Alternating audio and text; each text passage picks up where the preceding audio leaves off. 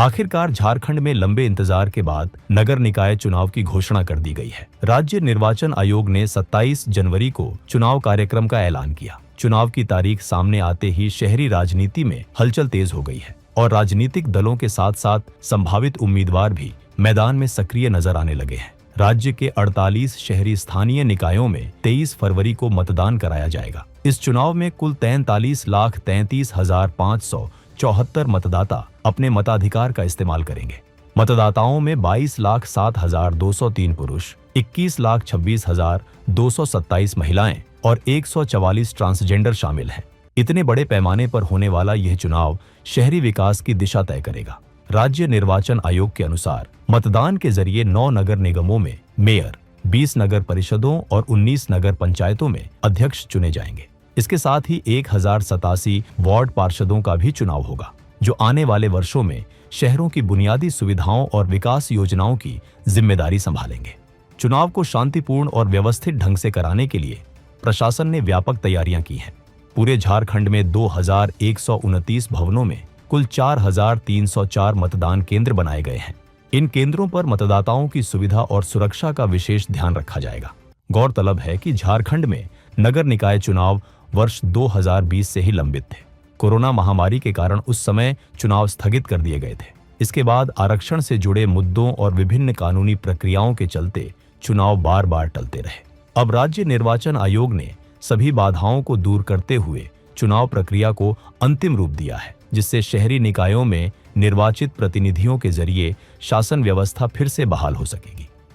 अब बात करते हैं कि इस बार चुनाव में प्रत्याशी कितने पैसे खर्च कर सकते हैं। बता दें, इस बार प्रत्याशी मनमाने तरीके से पैसा खर्च नहीं कर पाएंगे, क्योंकि निर्वाचन आयोग ने खर्च की सीमा तय कर दी है। 10 लाख या उससे अधिक आबादी वाले नगर निगमों में मेयर या अध्यक्ष पद के उम्मीदवार अधिकतम 25 लाख रुपये तक खर्च कर सकेंगे, जबकि वार्ड पार्षदों के लिए यह सीमा 5 लाख रुपये रखी गई है।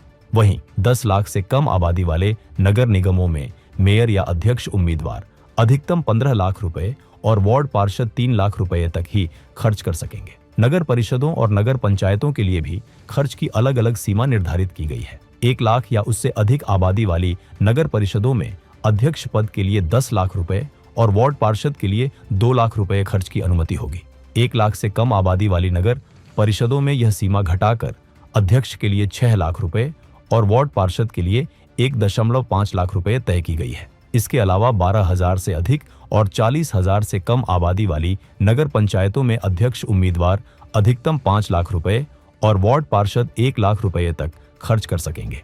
इस बार नगर निकाय चुनाव को पूरी तरह पारदर्शी और निष्पक्ष बनाने के लिए राज्य निर्वाचन आयोग ने कई सख्त निर्देश जारी किए हैं। इसके तहत हर प्रत्याशी को नामांकन दाखिल करने की तिथि से पहले एक अलग बैंक खाता खुलवाना अनिवार्य है। जानकारी के अनुसार चुनाव के दौरान प्रत्याशी इसी में अपने सभी चुनावी खर्चे का लेखा जोखा भरेंगे। किस मद में कितना खर्च किया गया है, इसका पूरा ब्यौरा देना जरूरी होगा। जिस दिन कोई खर्च नहीं किया जाएगा, उस दिन भी नील दर्ज करना अनिवार्य होगा। निर्वाचन आयोग के निर्देश के अनुसार चुनाव समाप्त होने के 30 दिनों के भीतर सभी प्रत्याशियों को अपने अपने रिटर्निंग ऑफिसर के पास चुनाव खर्च का पूरा हिसाब जमा करना होगा। प्रत्याशी द्वारा नियुक्त इलेक्शन एजेंट को भी खर्च का लेखा जोखा प्रस्तुत करना अनिवार्य होगा। यदि कोई जीता हुआ प्रत्याशी तय समय सीमा के भीतर खर्च का विवरण नहीं देता है, तो उसकी सदस्यता रद्द की जा सकती है। साथ ही ऐसे प्रत्याशी को अगले 3 वर्षों तक कोई भी चुनाव लड़ने से वंचित किया जा सकता है। निर्वाचन आयोग ने प्रचार को लेकर भी सख्त रुख अपनाया है। निर्देशों के अनुसार यदि कोई प्रत्याशी सरकारी भवनों पर झंडा, बैनर या पोस्टर लगाता है, तो उसके खिलाफ FIR दर्ज की जाएगी। वहीं निजी भवनों पर प्रचार सामग्री लगाने के लिए भवन मालिक से लिखित अनुमति लेना अनिवार्य होगा। चुनाव की घोषणा के साथ ही राज्य में आदर्श आचार संहिता लागू हो चुकी है और अब सभी की नजरें 23 फरवरी को होने वाले मतदान पर टिकी हैं।